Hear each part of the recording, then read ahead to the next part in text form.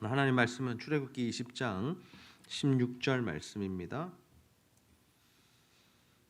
출애굽기 20장 16절 말씀 우리 한 목소리로 함께 읽겠습니다. 시작. 내 이웃에 대하여 거짓 증거하지 말라. 아멘. 오늘도 복된 주일 주님의 전에 나와 함께 예배하는 우리 형제 자매들을 환영하고 축복합니다. 우리 옆상과 이렇게 한번 인사하겠습니다. 거짓말하지 맙시다. 거짓말하지 맙시다. 십계명 제9계명은 거짓 증거하지 말라는 말씀입니다. 이 거짓 증거가 무엇일까요? 이것은 원래 법정 용어입니다. 재판에서 사실이 아닌 이야기를 하는 것, 진실을 숨기거나 또는 거짓을 말하는 것을 바로 이 거짓 증거 또는 거짓 증언이라고 말합니다. 성경이 기록될 당시에는 이 과학이 발달되지 못했습니다. 그래서 요즘에는 재판을 받으면 막 여러 가지 증거 자료들이 들어가는데 뭐가 들어갑니까? 뭐 지문 감식하고 또 뭐 CCTV 자료들 제출하죠. 뭐 심지어 블랙박스를 통해서도 뭐 범죄 현장을 또 기록하기도 하고요. 뭐 유전자 검사를 통해서 또 뭐 이런 일들도 참 많이 일어납니다. 그런데 이 성경이 기록될 당시에 가장 중요했던 것은 무엇이냐, 증거물이 무엇이냐 하면 바로 증인들의 증언이었습니다. 그 사건을 목격한 자들이 어떻게 목격하고 어떻게 바라봤느냐. 그래서 그들이 어떤 증언을 하느냐에 따라서 한 사람이 유죄가 되기도 하고 무죄가 되기도 하고 이 사건이 정말 누가 저지른 일인가 하는 것을 밝혀내기도 했습니다. 그래서 하나님께서는 이스라엘 백성들에게 말씀하실 때 이 법을 주실 때 뭐라고 말씀하시냐면 증인을 절대로 한 사람만 세우지 마라. 2명이나 3명 이상 세워라. 왜 그렇습니까? 한 사람을 세우면 잘못 볼 수도 있고 잘못 생각할 수도 있고 만약에 악한 마음을 품으면 좀 나쁜 결과를 얻을 수 있기 때문이죠. 그래서 2-3 증인의 입으로 한 증언으로 확증하라라고 말씀하셨습니다. 그래야 이 심판의 실수도 줄일 수 있고 혹여나 이 재판이 공정하지 못한 것을 막을 수 있기 때문이었죠. 그런데 우리가 지금 이 실생활에서 우리가 이 증언을 할 일이 있는가? 혹시 여러분 법정에서 보신 분 계십니까? 모의법정 말고 학교에서 한번 체험해보는 모의법정 이런 거 말고 정말 법원에 가서 재판을 받아보거나 재판의 증인으로 한번 나가보신 분 계십니까? 아무도 없으시죠? 저도 없습니다. 그래서 우리가 이런 말씀들을 볼 때 이렇게 생각할 수 있습니다. 지금 시대에도 과연 이 말씀이 필요한가? 아니면 정말 이 법정에 서서 증언을 해야 하는 사람들에게만 이 말씀이 필요한가? 이 말씀, 하나님께서 우리에게 거짓 증언하지 말라 이 말씀은 과연 지금 시대에 우리에게 어떤 메시지를 주는 것일까요? 하나님께서 거짓 증언하지 말라 말씀하신 그 이유가 무엇이냐? 첫 번째로는 우리가 거짓말하지 않는 것입니다. 우리 한번 따라해 보겠습니다. 거짓말하지 맙시다. 거짓말하지 맙시다. 거짓 증거하지 말라는 말씀 1차적으로는 거짓 증언이죠. 그것을 하지 말라라는 의미가 있습니다. 우리가 누군가와 싸우거나 또는 재판에 섰을 때 재판을 받을 때 자신에게 유리한 방향으로 거짓말하지 말라라는 뜻입니다. 우리가 거짓말을 하는 이유가 뭘까요? 재판에서 사람들이 거짓말을 하는 이유가 뭘까요? 어떻게든 자신이 그 재판에서 이기기 원하기 때문입니다. 거짓말을 해서라도 나에게 유리한 재판의 결과를 가져오겠다라는 거죠.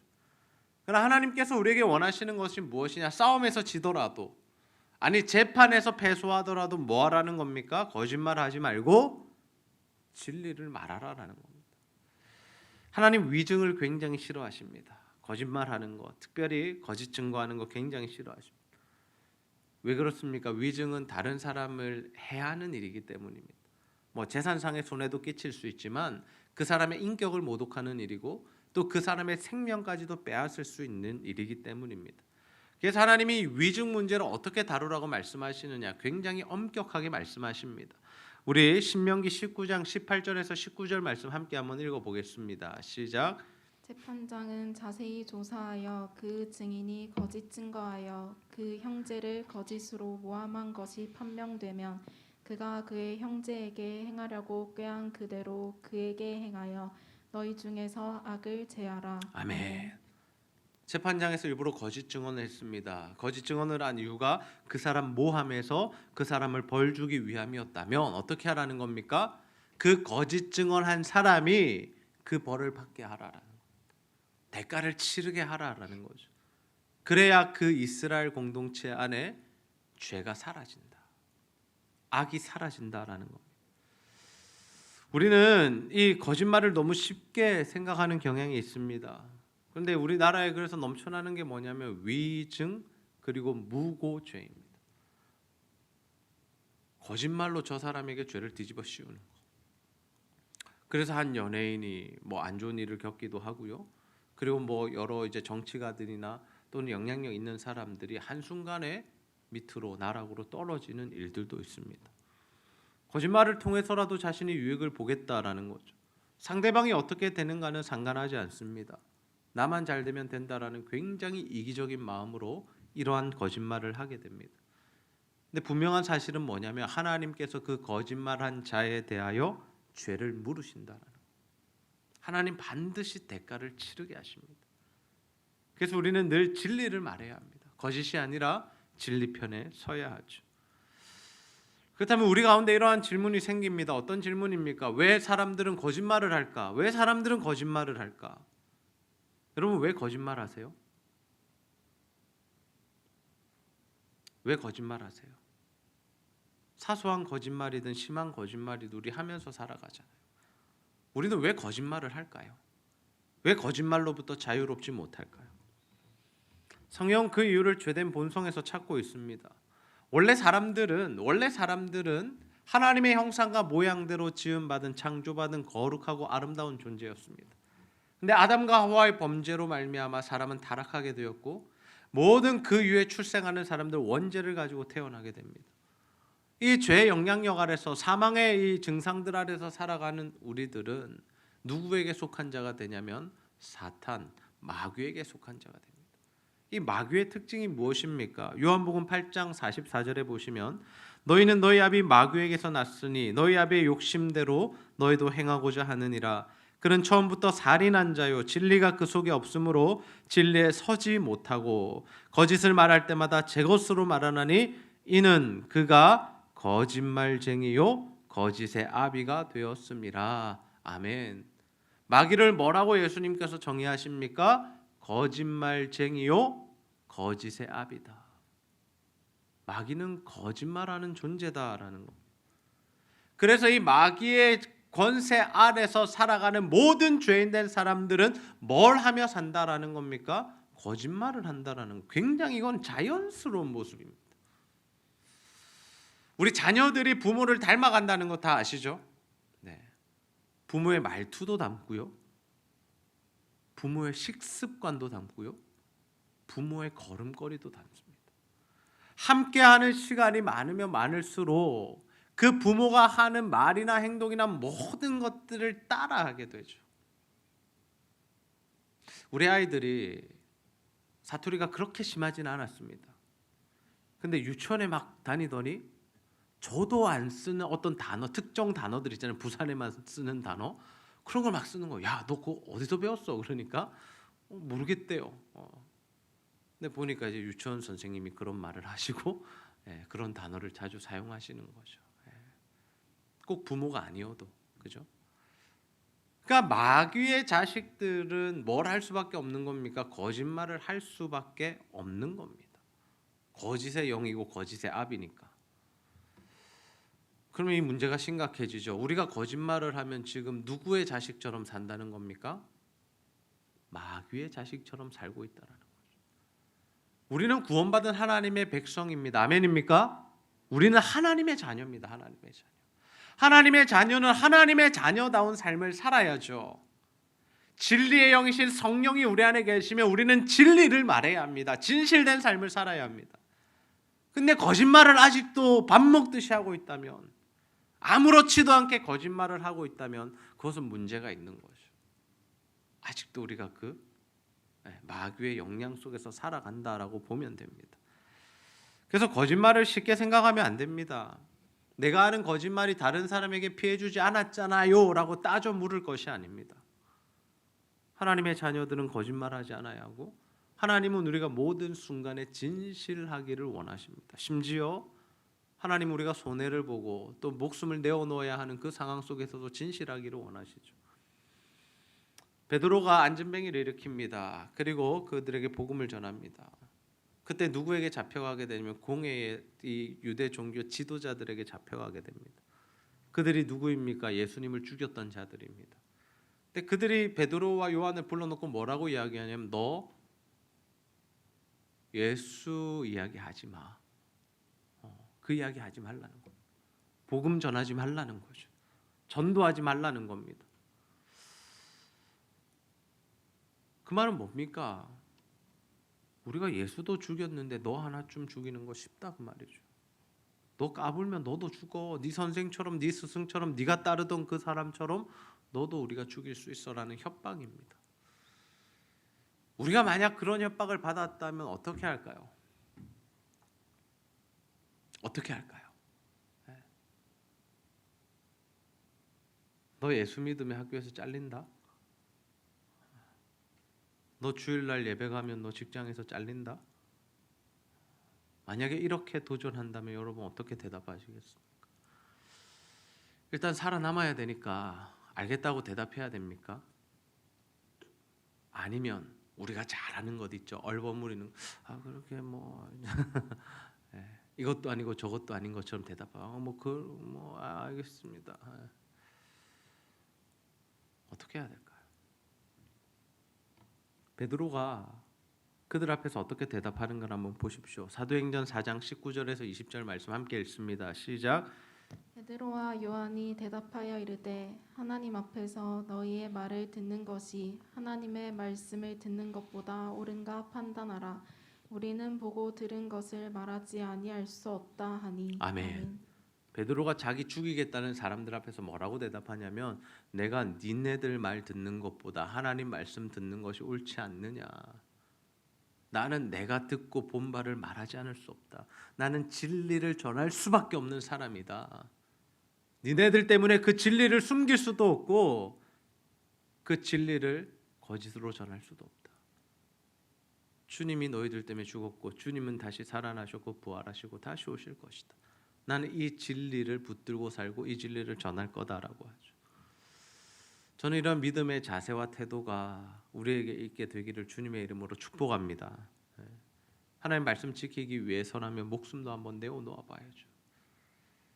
자꾸만 적당히 거짓말하고 살지 마십시오. 적당히 타협하고 살지 마십시오. 내 살 길 마련해 놓고 신앙생활 하려고 하지 마십시오. 신앙생활은 목숨을 거는 겁니다. 나는 하나님의 자녀이기 때문에, 나를 구원하신 분은 예수 그리스도시기 때문에, 나를 위하여 십자가에 달려 죽으신 분은 예수님이시기 때문에 우리가 그분의 말씀대로 사는 거고, 그분의 말씀을 위해서라면, 그 뜻에 순종하기 위해서라면 우리의 생명도 내어놓을 수 있어야 하죠. 비록 우리가 하나님 말씀대로 살아갈 때 모든 것이 형통해지지 않을 수도 있습니다. 물론 이 사건 때는 하나님께서 베드로와 요한을 풀어주시고 그 이후에도 활동을 하게 하셨는데, 예수님 믿고 복음 전하고 진리 편에 선 자들이 많이 고난을 당하고 죽은 것도 사실입니다. 스데반은 돌에 맞아 죽었고요. 사도 바울은 엄청난 복음을 전했고 교회들을 세웠고 열매들을 맺었지만 그와 동시에 늘 고난이 있었고 아픔이 있었고 박해가 있었고 매맞음이 있었고 사람들의 괴롭힘을 당했고 결국에는 목이 잘려 죽었습니다. 그러나 우리는 어디 편에 서야 하느냐? 하나님 편에 서야 하고, 우리는 무엇을 말해야 하느냐? 거짓말이 아닌 진리를 말해야 합니다. 저는 우리가 거짓말하는 자들 되지 않기를 소원합니다. 거짓말은 누구나 하는 겁니까? 누가 하는 겁니까? 마귀에게 속한 자들이나 하는 겁니다. 만약 지금 우리의 입술 안에 거짓말이 있다면, 우리가 너무나도 자연스럽게 거짓말한다면, 거짓말하면서도 죄책감 느끼고 있지 않다면 이 시간 주님 앞에 회개하십시오. 그리고 이제는 거짓말하지 않기로 결단하시고 정말 주님 앞에서 진실된 말을 하고 옳은 말을 하는 저와 여러분이 다 되시기를 주님의 이름으로 축복합니다. 하나님께서 우리에게 명령하신 거짓 증거하지 말라는 말씀, 두 번째 이유가 뭐냐면 이웃의 명예를 지켜주기 위함입니다. 우리 한번 따라해 봅시다. 이웃의 명예를 지켜줍시다. 네. 거짓말하지 않는 것과 이웃의 명예를 지키는 것은 어떤 연관과 관계가 있을까요? 우리가 거짓말을 하면 이웃의 명예가 훼손됩니다. 일부러 그러지 않는다 할지라도 이웃의 명예는 훼손됩니다. 나의 유익을 위해서 했던 그 거짓말이, 사소한 거짓말이 상대방의 인격을 모독하는 일이 되고 심지어 한 사람의 인생을 망쳐 놓을 수도 있습니다. 우리 주변에도 보면 다른 사람 말하기 좋아하는 사람이 있습니다. 혹시 여러분이 그런 사람은 아니시죠? 다른 사람 말하기 좋아하는 사람이 있어요. 근데 우리가 다른 사람 말을 하다 보면 어때요? 그 사람의 좋은 점만 이야기하지 않습니다. 나쁜 점, 흠이 될 만한 것, 실수한 것, 꼴보기 싫은 것, 평소에 감정 안 좋았던 것, 이런 것들을 이야기하게 됩니다. 야, 정말 경민이는 훌륭한 믿음을 가졌어. 아멘. 네. 이렇게 말하고 끝나야 되는데, 그런데 경민이는 어떻고 저떻고, 야, 은비는 어떤 줄 아냐? 어떻고 저떻고.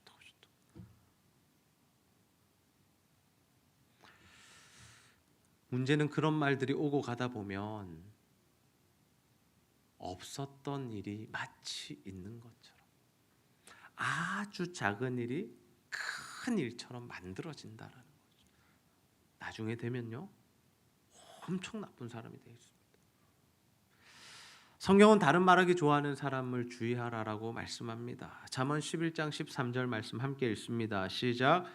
두루 다니며 한담하는 자는 남의 비밀을 누설하나 마음이 신실한 자는 그런 것을 숨기느니라. 아멘. 극명한 대조로 이릅니다. 두루 다니며 한담하는 자는 어떤 자들입니까? 돌아다니면서 다른 사람 험담하는 사람들. 이런 표현 좀 그렇습니다만은 설교 때 뒷땅 까는 사람들, 뒷담화하는 사람들. 그 사람들은 비밀을 누설합니다. 믿을 만한 사람이 못 된다라는 거죠. 그런데 마음이 신실한 사람들이 있습니다. 하나님 잘 믿고 신앙 안에서 살아가고 믿음으로 사랑하고 말을 조심하고, 그런 사람들은 뭘 해줍니까? 그런 것을 숨기느니라. 여러분 어떤 사람과 친해지고 싶으십니까? 여러분 어떤 사람이 되고 싶으세요?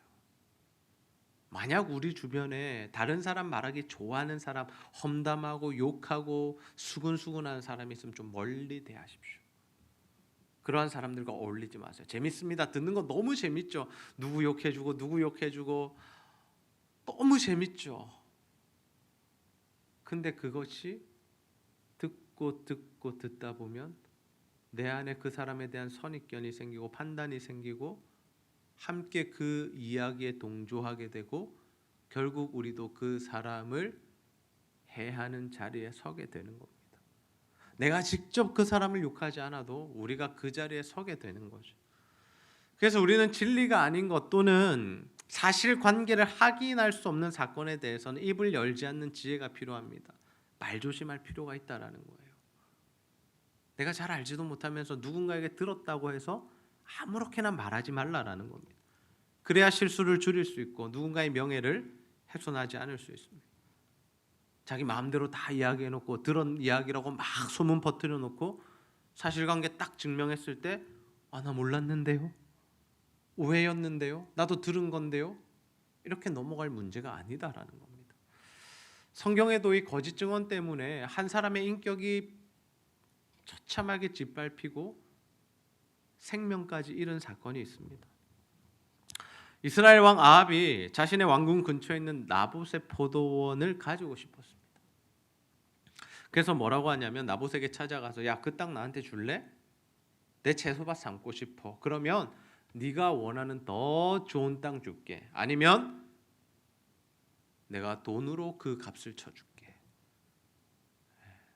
굉장히 좋은 제안입니다.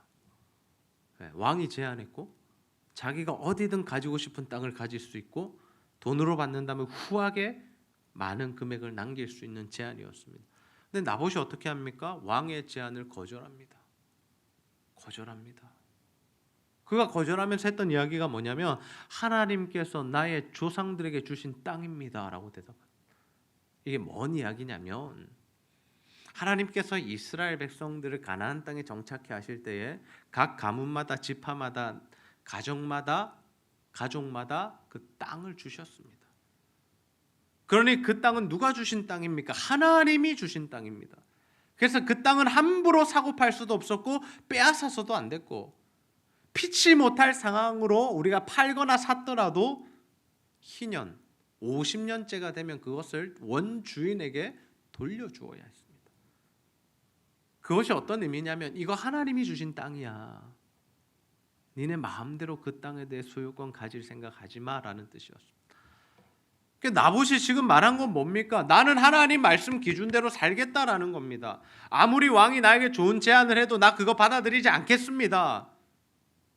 나는 그저 하나님이 주신 말씀대로 원리대로 살겠습니다라고 강단 있게 대답한 거죠. 우리에게 이 정도의 강단이 있어야 하는 겁니다. 앞전에는 누군가 우리를 박해하고 고난할 때도 우리가 진리를 말할 수 있어야 했다면 이번에는 우리가 이 진리를 지키지 않으면 많은 유익들을 얻을 수 있을 때 그 유익들을 다 포기하고 현실적인 이익들을 다 내려놓고 주의 말씀의 원리대로 살아갈 필요가 있다라는 거죠. 하나님께서 우리에게 그것을 요구하시고 그러한 삶을 살 때 우리를 기뻐하신다라는 거죠. 근데 이 아합 왕이 돌아갑니다. 집에 돌아갔는데 왕궁에 돌아갔는데 너무 속상한 겁니다. 근심이 되는 겁니다. 제가 볼 때는 모르겠습니다. 성경적 이야기는 아니지만 아합 왕은 A형입니다. 굉장히 소심해요. 속상했어요. 막 속상해가지고 어쩔 줄 모르고 혼자 막 이불에 누워가지고 밥도 안 먹고 막 그랬습니다. 그랬더니 굉장히 대담한 아내 이 이세벨이 나타나죠. 왜 그러냐고. 나봇의 포도원 내가 당신께 줄게요. 그러면서 어떻게 하냐면 나봇을 죽여버리죠. 어떻게 죽였습니까? 열왕기상 21장 8절에서 10절 말씀 읽습니다. 시작. 아합의 이름으로 편지들을 쓰고 그 인을 치고 봉하여 그의 성읍에서 나봇과 함께 사는 장로와 귀족들에게 보내니 그 편지 사연에 이르기를 금식을 선포하고 나봇을 백성 가운데에 높이 앉힌 후에 불량자 두 사람을 그의 앞에 마주 앉히고 그에게 대하여 증거하기를 내가 하나님과 왕을 저주하였다 하게 하고 곧 그를 끌고 나가서 돌로 쳐 죽이라 하였더라. 아멘. 이세벨이 나봇이 사는 성읍에 귀족과 장로들에게 편지를 보내요. 그리고 나봇을 죽일 구체적인 계획을 알려줍니다. 근데 이 귀족과 장로들이 제정신이었다면 하나님 말씀에 순종하는 자들이었다면 이거 어떻게 해야 됩니까? 거절해야 되죠. 무슨 소리고 뭐라 하노? 미쳤나? 우리 보고 왜 사람 죽이라 하노? 그리고 편지 버리면 됩니다. 근데 이 사람들이 무슨 생각을 한 겁니까? 야, 이세벨이랑 등져서 좋을 거 없다. 이세벨은 실세고 우리나라 최고의 권력가인데 우리 그 사람과 싸울 필요 없다. 죽여보자. 나봇 저 한 사람 죽여도 우리 인생에 아무 문제 없으니까 그냥 죽이고 이세벨에게 이쁨을 받자. 그래서 편지에 기록된 그 시나리오대로 그들이 실천해서 나봇을 죽여버립니다.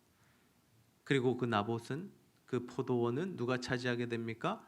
아합 왕이 기뻐하며 그 땅을 차지하게 됩니다.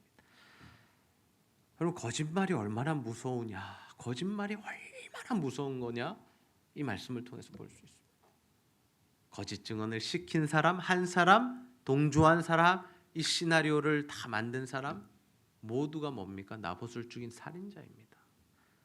직접 죽이지 않았지만 눈에 보기는 사람들이 돌을 던져 죽었고 하나님과 왕을 저주했기 때문에 죽었다라고 생각할 수도 있지만 모르는 사람들은, 진리를 아는 사람들은 어떻습니까?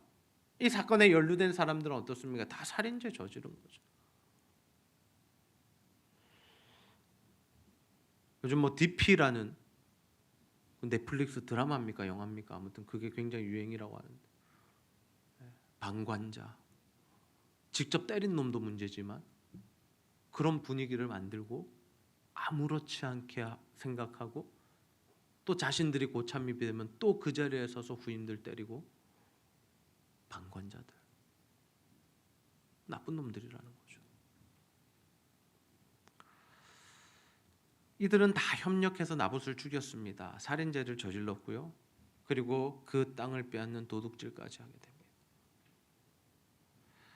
근데 하나님이 이거 다 보고 계셨어요. 하나님 다 보고 계셨어요. 하나님 어떻게 하시냐면 그 아합과 이세벨에게 심판을 선언하십니다. 자신의 종 엘리야를 보내서. 심판의 내용이 뭡니까? 나봇의 피를 핥은 개들이 아합 네 피도 핥을 거다. 그리고 네 가문 멸망을 당할 거다. 더 나아가서 이세벨, 너는 시체를 개와 새들이 뜯어먹을 거다. 제대로 된 장례 절차도 치르지 못하고 죽게 만들겠다는 거죠. 결국 이 말씀이 전부 다 이루어집니다. 하나님의 심판이 고스란히 그 가정과 가문에 임하게 되죠. 하나님, 우리가 이웃을 사랑하기를 원하세요.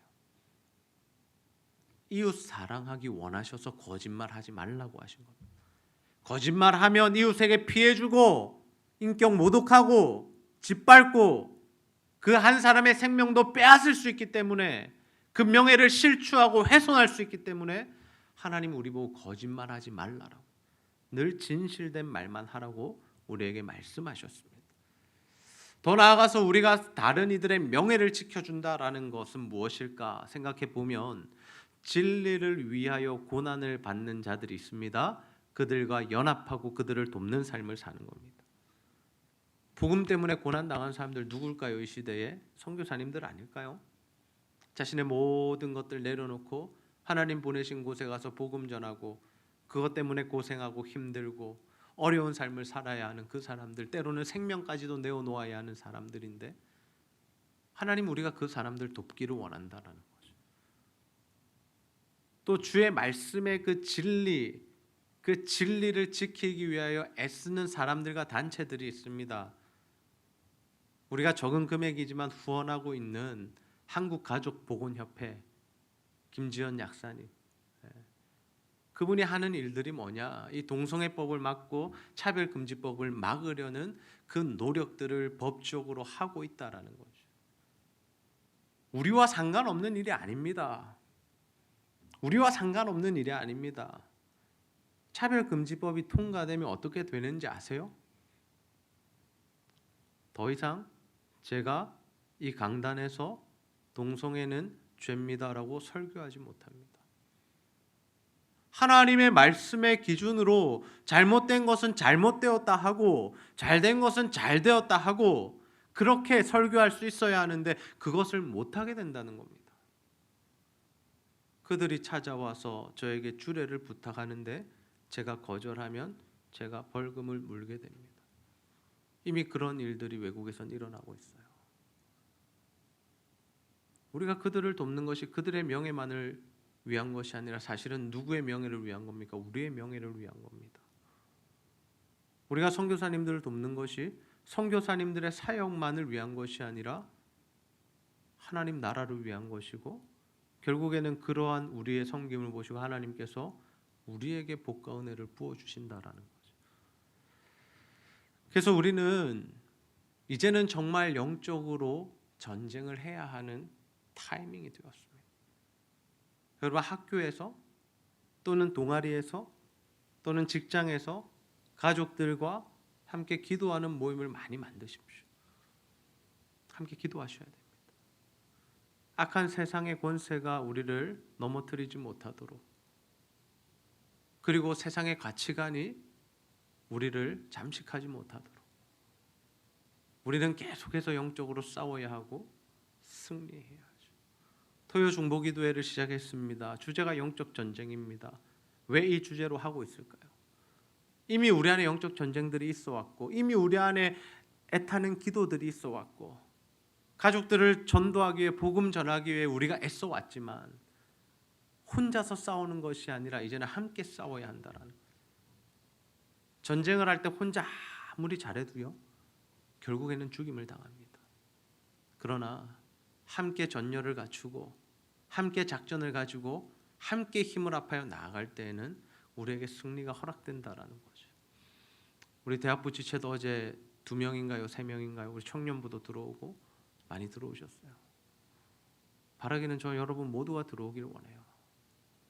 그래서 정말 우리가 싸워야 할 싸움이 무엇인지를 보고 우리가 진리 편에 선다는 것이 무엇인지를 분명하게 여러분 알아가시기를 바랍니다.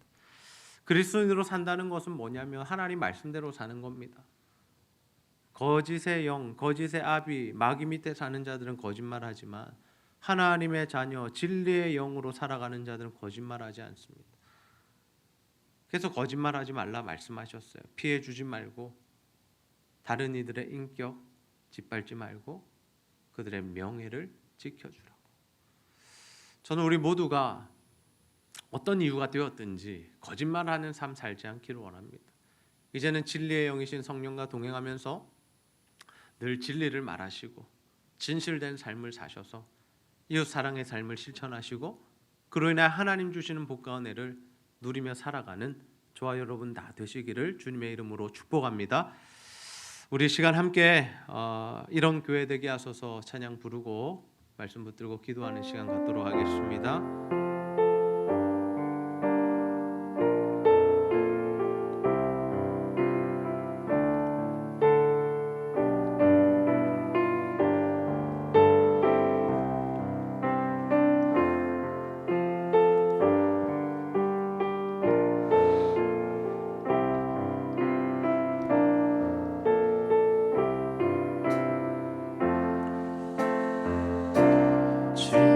진정한 예배가 숨쉬는 교회 주님이 주인 되시는 교회 믿음의 기도가 쌓이는 교회 최고의 찬양을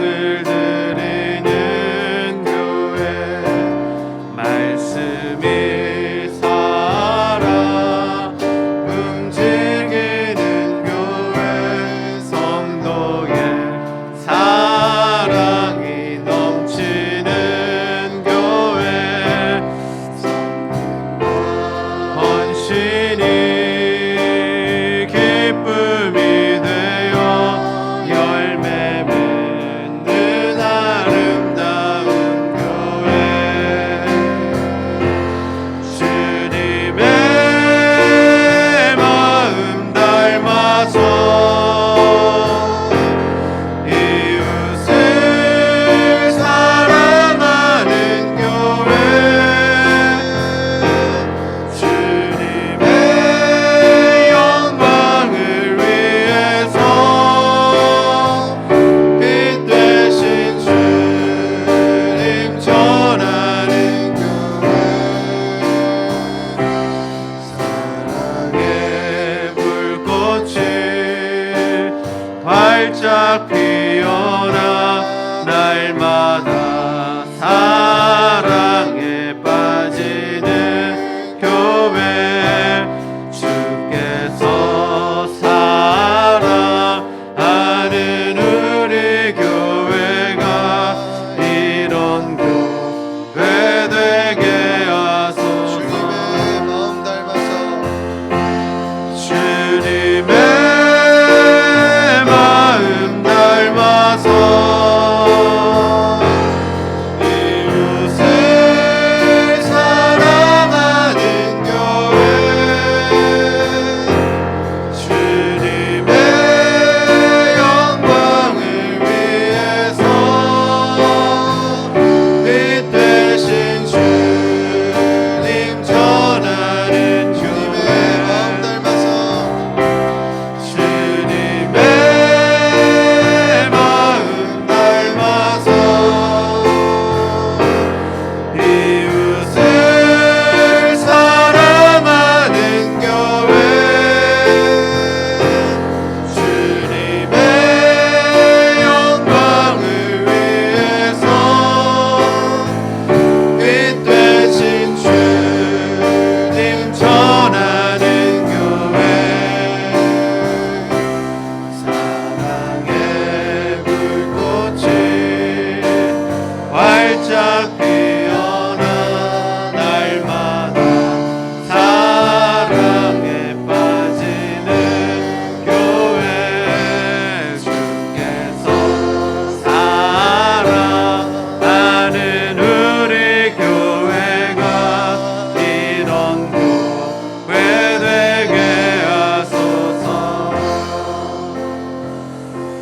시간 말씀 붙들고 한번 기도하겠습니다. 하나님, 우리 자신의 유익을 위하여 거짓말하지 않게 하여 주옵소서.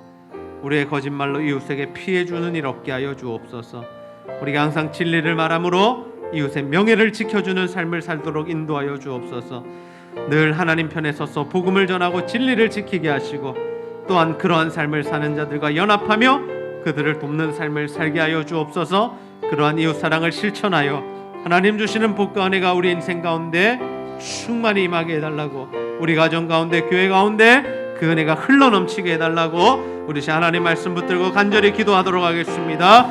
아버지 하나님 참으로 감사합니다. 오늘도 하나님 우리를 이 자리에 불러주시고 하나님 아버지 주의 말씀으로 교훈하시며 하나님 다시 한번 거짓말하지 말 것을, 이웃을 어떻게 사랑해야 할 것을 말씀하여 주시니 참 감사합니다. 아버지 우리의 유익을 위하여 거짓말하지 않게 하여 주옵소서. 거짓은 아버지 마귀의 영이 아버지 하나님 거짓을 말하게 한다고 하셨사오니 아버지 우리는 하나님의 자녀로서 거짓을 멈추게 하시고 거짓말을 제하게 하여 주시고 이제는 하나님 아버지 정말 이웃에게 피해를 주며 명예를 실추하고 명예를 훼손하려 하지 않도록 붙들어 주옵소서. 날마다 진리를 말하기 원합니다. 진실된 삶을 살아가기 원합니다. 또 하나님들 하나님 편에 서게 하시고 복음 전하고 진리를 지키게 하시고 믿음을 살아날 수 있도록 아버지 하나님 도와주옵소서. 그러한 삶을 사는 자들과 연합하며 그들에게 하나님의 말씀 전하고 그들을 하나님 복되게 하시고 그들을 도와 하나님 함께 하나님 나라를 이루어가게 하시고 그 이웃 사랑을 통하여서 정말 하나님 주시는 은혜가 우리의 삶 가운데 임하기를 소원하오니 아버지 하나님 붙드시고 역사하여 주옵소서. 오늘도 하나님 우리 가운데 진리의 영을 하나님 허락하여 주시고 성령의 충만함을 더하여 주시고 주님 이웃 사랑하는 마음으로 살아갈 수 있도록 아버지 하나님 도우시고 역사하여 주옵소서. 하나님 오늘도 우리에게 거짓말하지 말라고 말씀하시며 이웃 사랑을 어떻게 실천할지를 구체적으로 알려주시니 너무나 감사합니다. 우리의 유익을 위하여서 거짓말하고 다른 사람 마음 아프게 하고 상처 주고 또 하나님 그들의 인격을 모독하며 그들에게 아버지 손해를 끼치고 피해를 주는 일 없도록 하게 하여 주시고 늘 진리를 말하며 진실된 삶을 살아 우리가 이웃의 명예를 지켜줄 뿐만 아니라 우리의 명예까지도 지킬 수 있도록 도와주시옵소서. 늘 하나님 편에 서기를 원합니다. 복음을 전하게 하시고 진리를 수호하게 하여 주시고 그 일을 하는 자들과 함께하게 하여 주시고 우리가 고난을 당하더라도 믿음으로 승리케 하여 주시며 특별히 하나님 우리가 고난당하는 자들을 위하여 헌신하며 또 도와줌을 통해서 정말 하나님 나라를 함께 이루어갈 수 있도록 인도하여 주옵소서. 그렇게 우리가 이웃사랑의 삶을 살아 하나님 주시는 복과 은혜가 우리 가운데 또 우리 가정 가운데 우리 교회 가운데 흘러넘치게 하여 주시옵소서. 오늘도 우리 성도들 가운데 함께 예배하는 자들 가운데 영혼과 육신의 질병으로 말미암아 신음하는 자들이 있습니다. 하나님 이 시간 찾아와 주시고 만나 주시고 예수 십자가 보혈의 능력으로 깨끗하게 고치시고 하나님 회복시켜 주시옵소서. 예배드린 자들 위해 은혜를 더하여 주시고 하나님과 교회와 성도를 사랑하는 마음으로 드리는 모든 물질과 헌신 주님 기쁘게 받으시고 배로 갚아 주시옵소서. 감사드리며 예수님의 이름으로 기도하옵나이다. 아멘.